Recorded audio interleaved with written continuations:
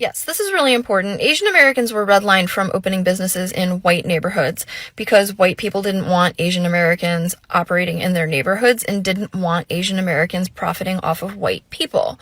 But because the positionality of Asian Americans is weaponized to oppress black people, Asian Americans were being given loans to open businesses in black communities, even though black people were not able to receive loans to open businesses in their own communities. Bruh. And as I've said before, as a result of this, black wealth is essentially paid out twice when it goes to Asian American businesses. Once when the individual pays for the goods or services, and then again when the Asian American business owner removes the profit from the community.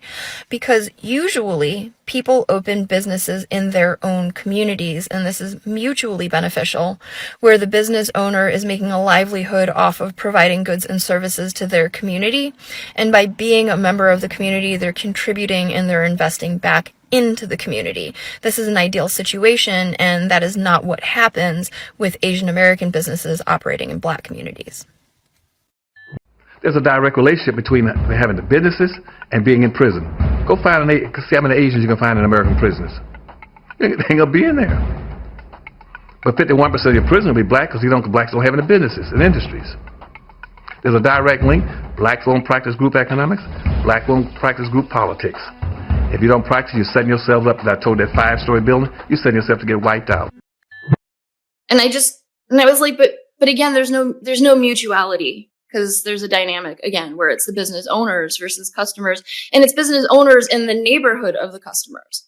So that's a power dynamic. And I think something that I wish I didn't feel as cynical about is it's been so long that I feel like if these businesses wanted to do better, they could have done better by now. So I kind of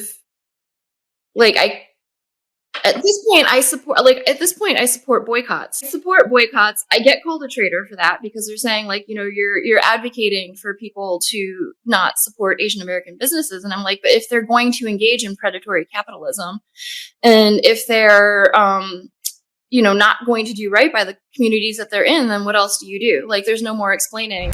Go down your YouTube.